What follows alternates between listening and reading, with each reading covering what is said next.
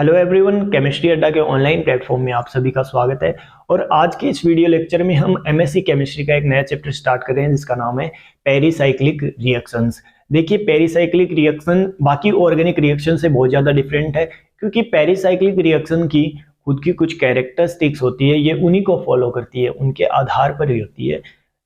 सबसे पहले हम बात करते हैं पेरिसाइक्लिक रिएक्शन किसे कहते हैं। देखो, वे अभिक्रियाएं जो हमारे पास में साइक्लिक ट्रांजिशन स्टेट के थ्रू होती है उन्हें हम पेरिसाइक्लिक रिएक्शन कहते हैं। Cyclic transition state, cyclic transition state.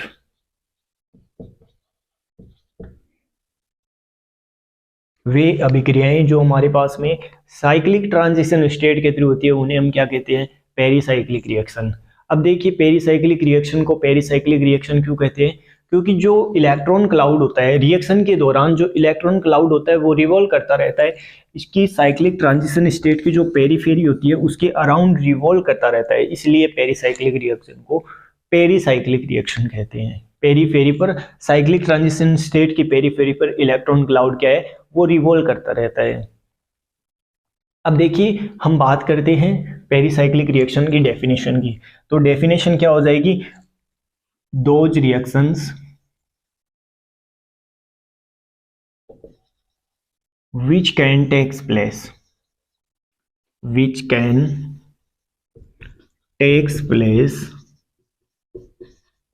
via cyclic transition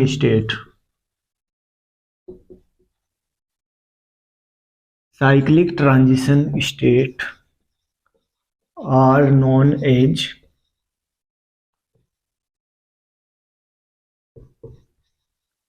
pericyclic reaction.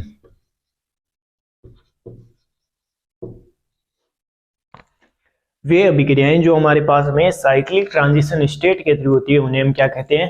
Pericyclic reaction कहते हैं। देखो, पेरिसाइक्लिक रिएक्शन को पेरिसाइक्लिक रिएक्शन क्यों कहते हैं? These reactions called pericyclic reaction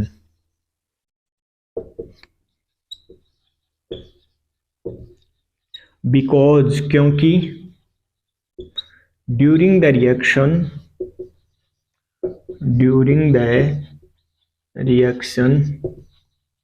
जब अभिक्रिया होती है तब क्या होता है? During the reaction electron cloud revolve around the periphery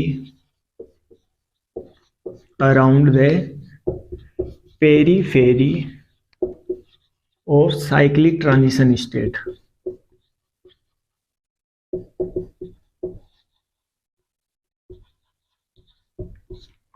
जब रिएक्शन होती है तब क्या होता है?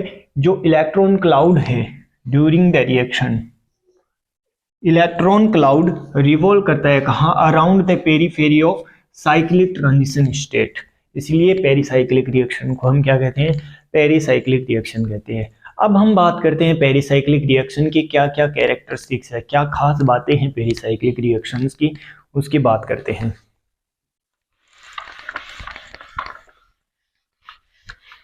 Characteristics of pericyclic reactions.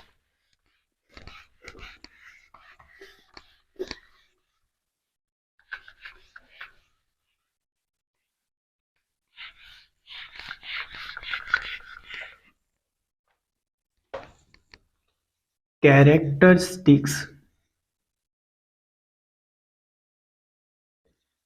of pericyclic reactions।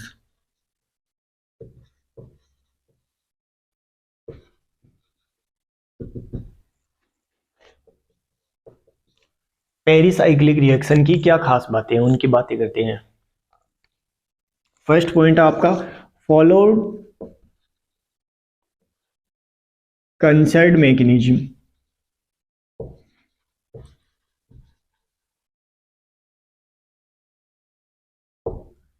Pericyclic reaction है वो फॉलो करती है कंसर्ड मैकेनिज्म को। अब बात आती है कंसर्ड मैकेनिज्म क्या कहते हैं। कंसर्ड मैकेनिज्म किसे कहते हैं? देखिए, bond breaking process, bond breaking and bond making process, bond making process takes place simultaneously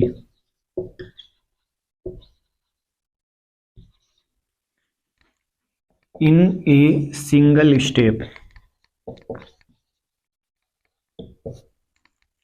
यदि बंद बनने की प्रक्रिया और बंद टूटने की प्रक्रिया साइमल्टेनियसली एक सिंगल स्टेप में होती है तो उस मैकेनिज्म को हम क्या कहते हैं?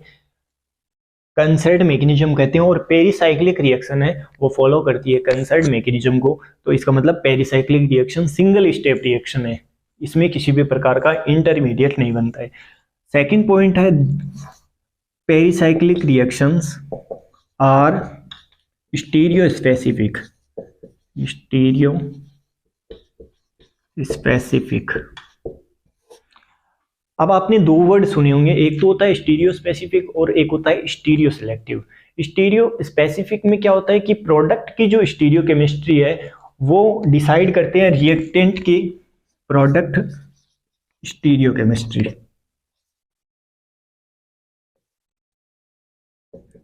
डिसाइड करते हैं कौन? रिएक्टेंट के frontier molecular orbital.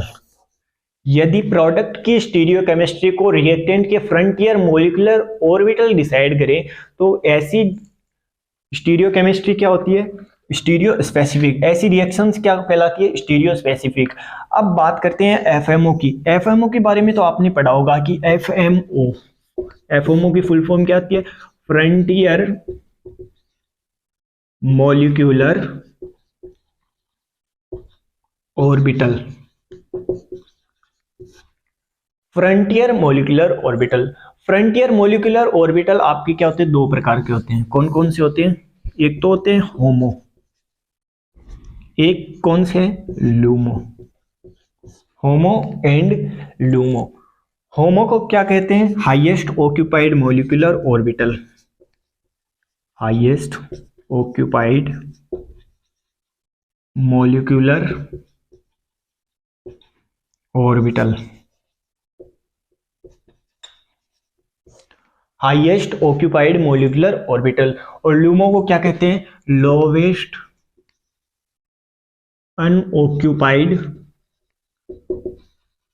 Molecular orbital.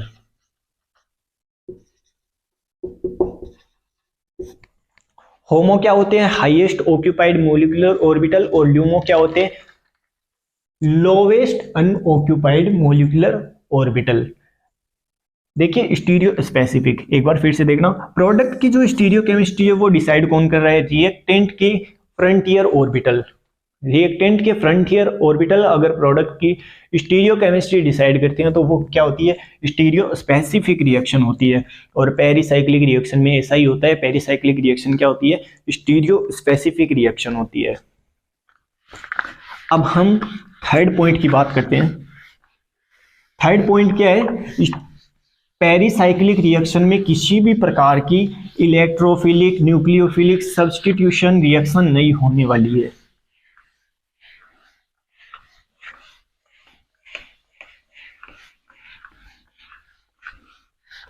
किसी भी प्रकार की इलेक्ट्रोफिलिक, न्यूक्लियोफिलिक सब्स्टिट्यूशन रिएक्शन नहीं होने वाली है। Does not involve any electrophilic, nucleophilic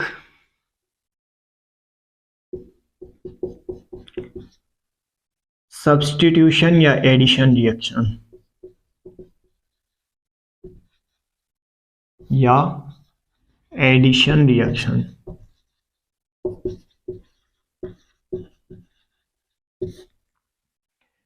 pericyclic reaction में किसी भी प्रकार की इलेक्ट्रोफिलिक, न्यूक्लियोफिलिक सब्स्टिट्यूशन रिएक्शन नहीं होने वाली है।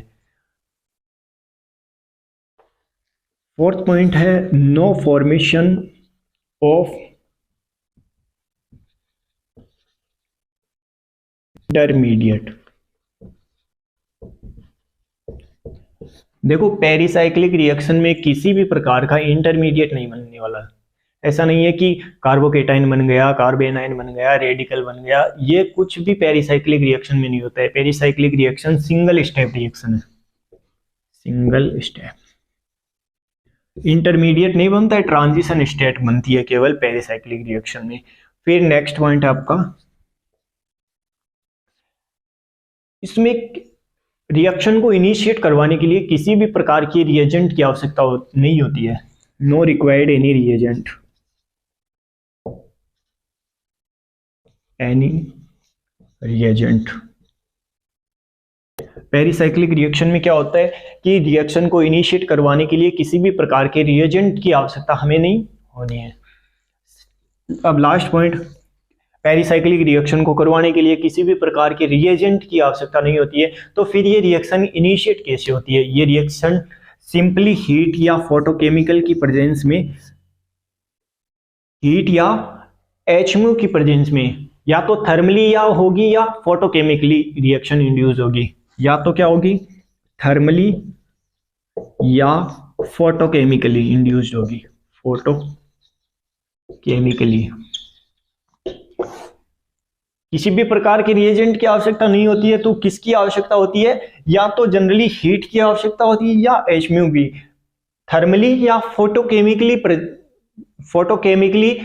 इंड्यूस्ड होगी, या तो हीट की प्रेजेंस में होगी या HMU की प्रेजेंस में होगी।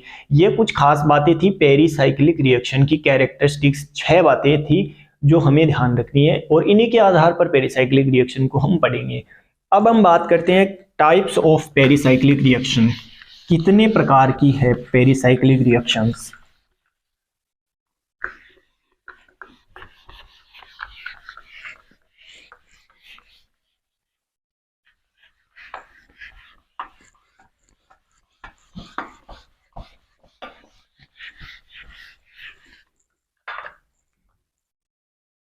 टाइप्स ऑफ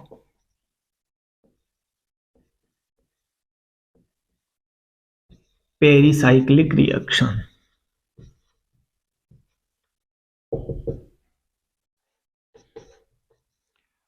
पेरिसाइक्लिक रिएक्शन 4 प्रकार की होती है। कौन कौन सी होती है? फर्स्ट है electrocyclic reaction, second cycloaddition reaction, third है सिग्मा ट्रॉपिक रीअरेंजमेंट, और फोर्थ ग्रुप ट्रांसफर रिएक्शन। देखिए, फर्स्ट इलेक्ट्रोसाइक्लिक रिएक्शन, सेकंड है साइक्लो एडिशन रिएक्शन,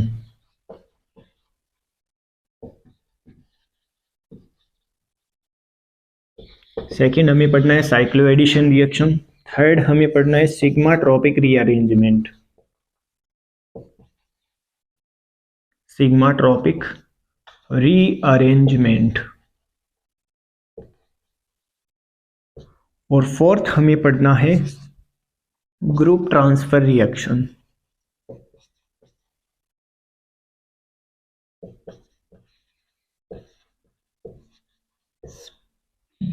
चार टाइप्स की पेरिसाइक्लिक रिएक्शन के बारे में हमें पढ़ना है, electrocyclic reaction, cycloaddition reaction, sigmatropic rearrangement और ग्रुप ट्रांसफर रिएक्शंस।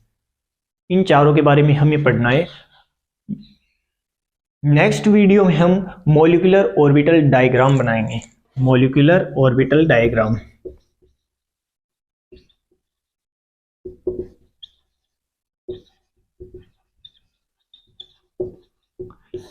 यह था पेरिसाइक्लिक रिएक्शन का बेसिक इंट्रोडक्शन, और अगली वीडियो में हमारा टॉपिक स्टार्ट होगा कौन सा? मॉलिक्यूलर ऑर्बिटल डायग्राम का।